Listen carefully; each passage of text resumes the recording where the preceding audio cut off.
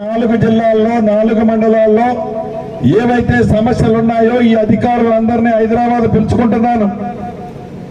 ఏ సమస్య ఎట్లా పరిష్కరించాలో వారు చెప్పింది విని వాళ్ళకి ఏ రకమైన ఆర్డర్స్ ఇంకా అవసరమైతే ఇవి కావాలంటే ఇస్తాం. వీళ్ళ అనుభవాన్ని రాష్ట్రంలో మిగతా 29 జిల్లా అధికారులకు కూడా తెలియజేసి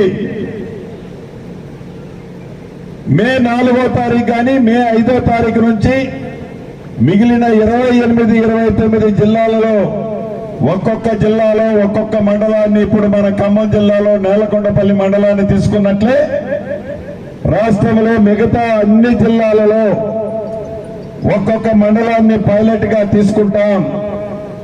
జూన్ 2వ తారీఖు నాడు ఈ 4 మండలాలు మొదట ఏవైతే ఉన్నాయో వీటికి సంబంధించిన అన్ని పరిష్కారాన్ని ఆ లోపే కనుక్కుంటాం.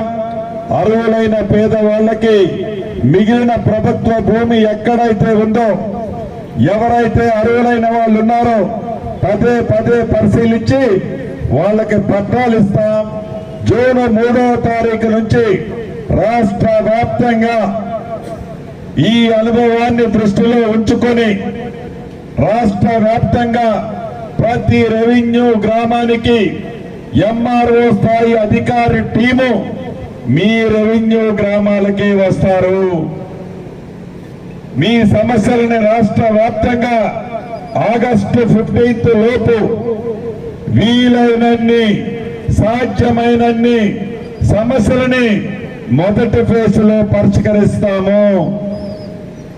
మిగిలిన జటిలమైన సమస్యలు ఏమైనా ఉంటే వాటి మీద ఈ చట్టాన్ని పూర్తి ఫోకస్ పెట్టించి ఆ సమస్యలు కూడా శాశ్వతంగా ఈ భూభారతి 2025 చట్టంతో పరిష్కరిస్తాము. అంతేకాదు మీలో చాలా అనుమానాలు ఉన్నాయి. సర్వే చేయడానికి సర్వేరే లేడు కదా సీనన్న అనేది కొంత అనుమానం ఉంది. దానికి కూడా మంత్రిని నేనే రాష్ట్ర వ్యాప్తంగా ఈ రాబోయే 10-15 రోజుల్లోనే మొదటి విడతగా 3 నుంచి 4 వేల మంది సర్వేలున్నాయి. వాళ్ళకి ట్రైనింగ్ ఇచ్చి ట్రైనింగ్ తో పాటు ప్రభుత్వం లైసెన్స్ ఇచ్చి ప్రతి మండలానికి 5-6 సర్వేలు తగ్గకుండా ప్రభుత్వం నియమించాలని నిర్ణయించడం జరిగింది. సెకండ్ ఫేజ్ లో మళ్ళీ 3,000 మందిని అంటే